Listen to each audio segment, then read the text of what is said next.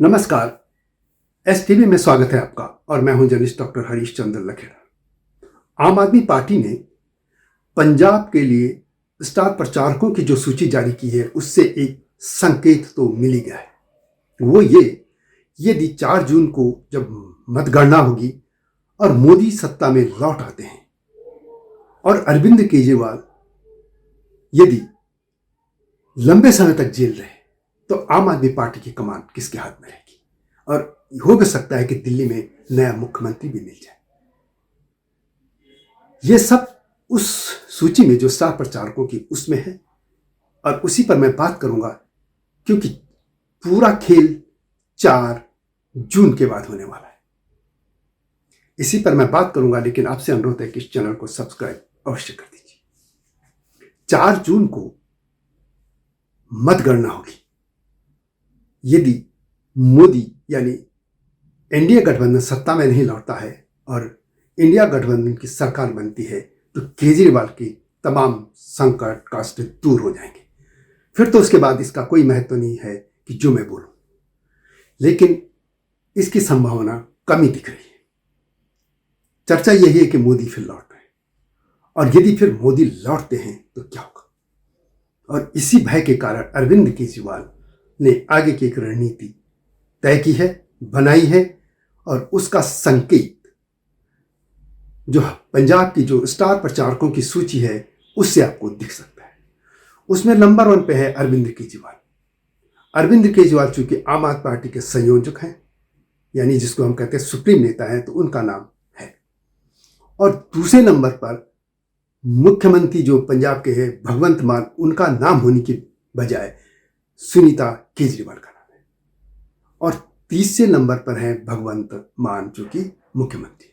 वैसे यदि आप संवैधानिक तौर पर देखें, यदि मुख्यमंत्रियों के क्रम में देखें तो मुख्यमंत्री के क्रम में भगवंत मान का नाम ऊपर आएगा, क्योंकि भगवंत मान एक पूर्ण राज्य के मुख्यमंत्री हैं जो जिनका दर्जा या केंद्र के कैबिनेट मंत्री के बराबर होता है। जबकि अरविंद केजरीवाल दिल्ली के मुख्यमंत्री हैं जो कि एक यूटी है और जिनका दर्जा एमओएस के बराबर होता है, जो केंद्र सरकार के एमओएस होते हैं, यानी मिनिस्टर ऑफ स्टेट यानी राज्य मंत्री। इस पे जो प्रोटोकॉल है इसमें हम देखें तो उस हिसाब से भगवंत मान सरकारों के हिसाब से पहले क्रम पे आते हैं, लेकिन पार्टी के क्रम पे हम देखें तो अरविंद केजरीवाल है। ठीक है, पार्टी का काम है चूंकि, इसलिए मैं ये तो एक जानकारी थी, लेकिन पार्टी के हिसाब से थे तो अरविंद केजरीवाल।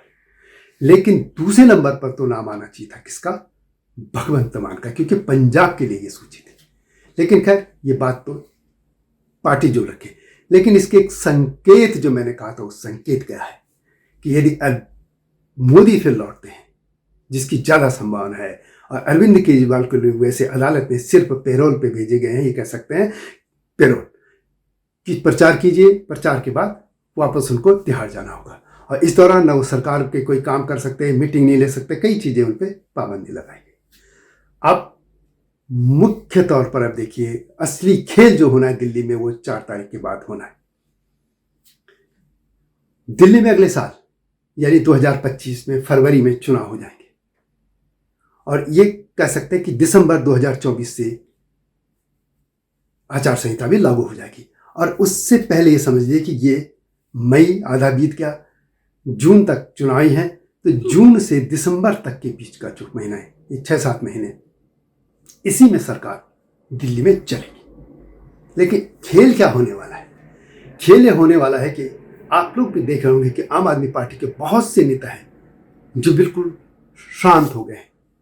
कई उनके जो मंत्री थे वो जेल में चले गए और एक तो कोई छूट के चले गए, कुछ राज्यसभा के कोई सांसद विदेश में बैठे हैं, राघव चड्ढा जैसे, या स्वाति मालीवाल का मामला सामने ही है। इसके अलावा और भी जो है उनके जो 11 राज्यसभा सांसद हैं उनमें से 1-2 को छोड़ के अधिकतर मौन बैठे हैं। दिल्ली के मंत्रियों में भी देखें तो वो भी गहलोत जैसे देख लें या कई, सब चुप बैठे। अब सवाल ये है कि आखिर ये पार्टी क्या करने जा रही है।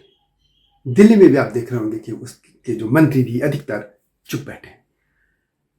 ऐसे में ये पूरी संभावना है कि बीजेपी क्या खेल कर सकते हैं।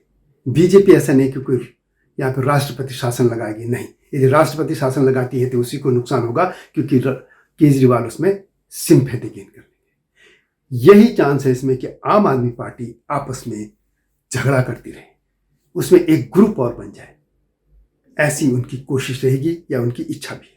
यानी आम आदमी पार्टी अपने आप लड़ती रहे।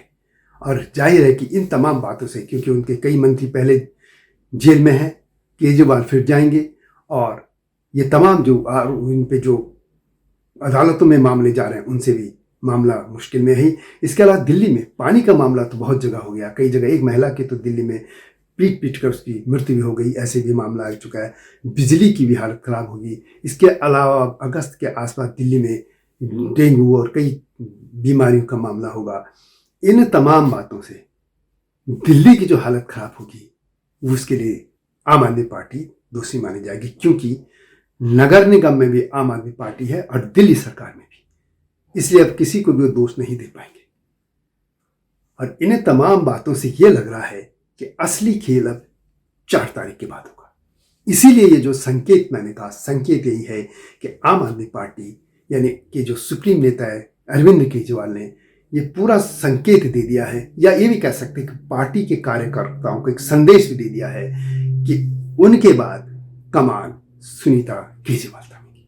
वैसे सुनीता केजरीवाल पिछले दिनों जब केजरीवाल जेल चले गए थे तो कमान और पूरी उन्होंने ही की थी।